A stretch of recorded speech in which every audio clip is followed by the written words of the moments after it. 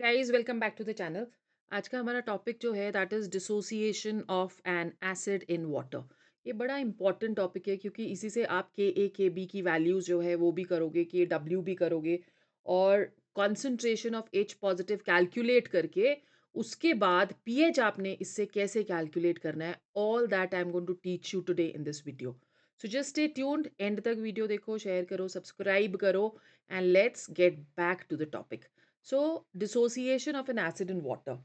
अब अगर हम लोग एक कोई भी एसिड कंसिडर कर रहे हैं, H A, to give us H positive plus A negative, ठीक है। अब applying the law of mass action, जो डिसोसिएशन कांस्टेंट यहाँ पे होगा के ए at equilibrium, that will be given as concentration of H positive into concentration of A negative divided by concentration of HA. Okay, so Ka जो है ये वो dissociation constant है HA का, और ये एक कैरेक्टरिस्टिक होता है एक किसी भी इंडिविजुअल एसिड का। अब इस इक्वेशन से ऑब्वियस है कि के ए जो है वो डायरेक्टली प्रोपोर्शनल है to what, to the concentration of H positive, right. So अगर हम लोग लेते हैं C as the molarity, that is number of moles in 1 litre of the acid HA, और अल्फा हम ले रहे हैं एज डिग्री ऑफ डिसोसिएशन, जो कि हमने पिछली वाली क्लास में करा है कि कैसे हम कैलकुलेट करते हैं डिग्री ऑफ डिसोसिएशन। तो यहाँ पे अगर हमारे पास हम ले रहे हैं, again I am taking the equation which is HA to give us H positive plus A negative, ठीक है। सो इसकी कॉन्सेंट्रेशन इनिशियली कितनी हो जाएगी C, और इसकी हो गई 0, इसकी हो गई 0। इक्विलिब्रियम पे इसकी कॉन्सेंट्रेशन क्या हो जाएगी, C1 माइनस अल्फा, और इसकी कॉन्सेंट्रेशन हो गई C अल्फा, और इसकी कॉन्सेंट्रेशन क्या हो गई, C अल्फा, ठीक है। अब अगर हम लोग सब्स्टिट्यूट करते हैं इन वैल्यूज को इन द इक्वेशन, तो हमारे पास के ए क्या आ जाएगा, K A will be equal to C alpha into C alpha upon C one minus alpha, ठीक है। तो this is equal to what, C alpha square upon 1 minus alpha. So ये जो इक्वेशन होता है this is commonly refer to as the Ostwald's dilution law equation, जो कि हमने अभी पिछली वाली क्लास में करी थी। अगर हम लोग वीक एसिड्स लेते हैं तो degree of dissociation in that case is very small, हम डिनोमिनेटर में उसको कर सकते हैं इग्नोर। सो के ए की वैल्यू गाइस क्या आ जाएगी, that will be equal to C alpha square, and alpha will be equal to under root of K A upon सी, ठीक है। अब यहाँ पे कॉन्सेंट्रेशन एच पॉजिटिव की क्या है, क्योंकि पीएच के लिए आपको कॉन्सेंट्रेशन चाहिए, तो ये बहुत इंपॉर्टेंट कॉन्सेप्ट है। कॉन्सेंट्रेशन एच पॉजिटिव की कितनी हो गई, C alpha, sorry C alpha, ठीक है। So that would be equal to, alpha की वैल्यू कर देते हैं हम यहाँ पे substitute, C into concentration of Ka upon C, or it is equal to under root of C into Ka. So from here you can find the value of what? You can find the value of H positive. ठीक है, फिर उसके बाद हम pH पे जाएंगे।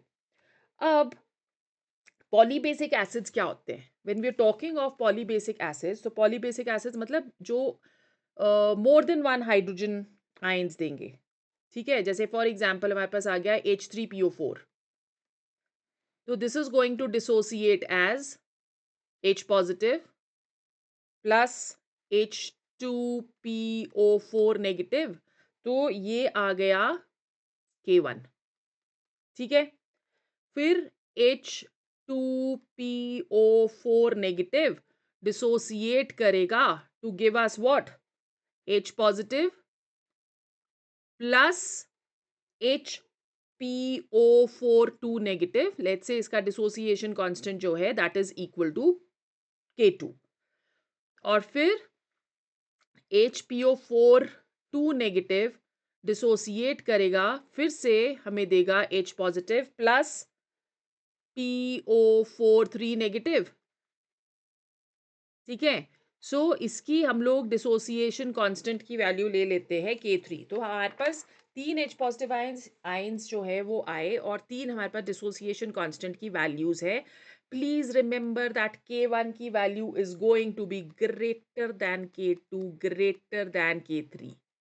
ठीक है, और दूसरा अगर आपको टोटल K की वैल्यू कैलकुलेट करनी है then that will be equal to K1 into K2 into K3।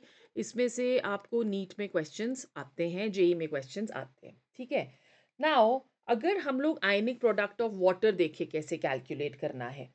Now over here हमें पता है कि जो वाटर है वो होता है सेल्फ आयनाइज। सेल्फ आयनाइज का मतलब क्या हुआ, H2O plus H2O, this is going to give us H3O positive plus OH negative.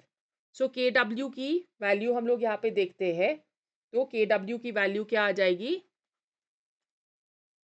Concentration of H3O positive into concentration of OH negative. Denominator में H2O को हम इग्नोर करते हैं बिकॉज दैट इज उसकी जो कॉन्सेंट्रेशन है that is taken as unity, right. अब at 25 degree Celsius अगर हम कंसिडर कर रहे हैं और हम लोग कंसिडर कर रहे हैं कि हम प्योर वाटर ले रहे हैं, तो KW की जो वैल्यू होती है guys that is equal to 1 into 10⁻⁻⁻⁷ moles. तो इक्विलिब्रियम कांस्टेंट जो सेल्फ आयनाइजेशन ऑफ वाटर का है उसको हम लोग क्या बुलाते हैं, आयनिक प्रोडक्ट ऑफ वाटर, और ऑटो आयनाइजेशन कांस्टेंट भी किसी किसी बुक्स में लिखा रहता है। अब प्लीज रिमेंबर दैट KW की जो वैल्यू है that is going to increase with rise in temperature. Reason पता है इसका, increase with rise in temperature.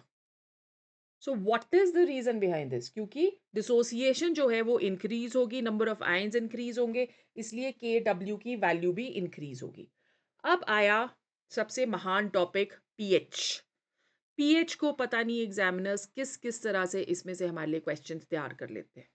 ठीक है, सो इसके लिए सबसे इंपॉर्टेंट है कि आपको H पॉजिटिव की कॉन्सेंट्रेशन जो है वो पता होनी चाहिए। वाई, बिकॉज हम लोग बोलते हैं कि pH that is equal to log of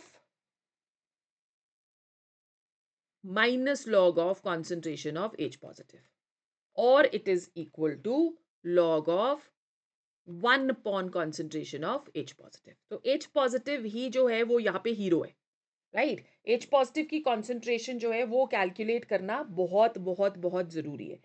now उसी तरह से हम लोग POH भी फाइंड करते हैं। POH that is equal to minus log of concentration of OH negative।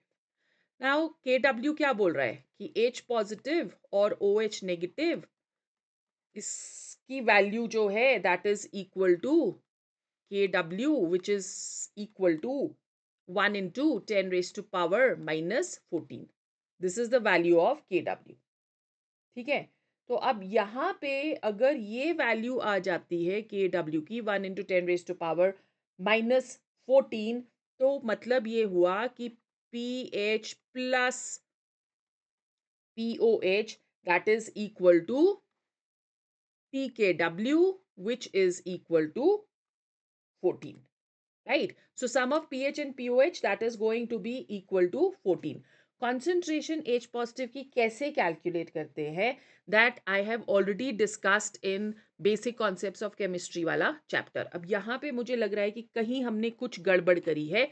ये KW की वैल्यू 1 into 10⁻⁻7 नहीं होती है, 1 into 10⁻⁻14 होती है। बट अगर हम लोग कॉन्सेंट्रेशन H पॉजिटिव की ले that is equal to concentration of OH negative that is equal to 1 into 10⁻⁻7।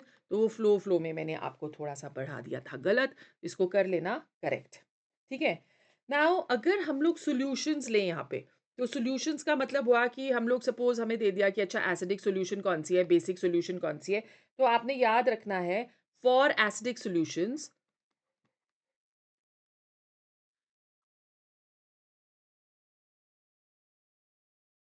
for all the acidic solutions जो concentration of H positive होती है, that is greater than 10 raised to power minus 7. Concentration of OH negative, that will be less than 10 raised to power minus 7.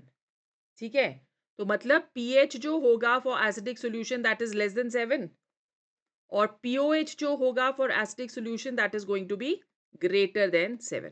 ठीक है, उसी तरह से अगर हम लोग न्यूट्रल सॉल्यूशंस लेते हैं, फॉर न्यूट्रल सॉल्यूशंस के लिए H की वैल्यू हो गई 10 raise to power minus 7, OH की 10 raise to power minus 7, pH 7 and POH is also 7. And for basic solutions,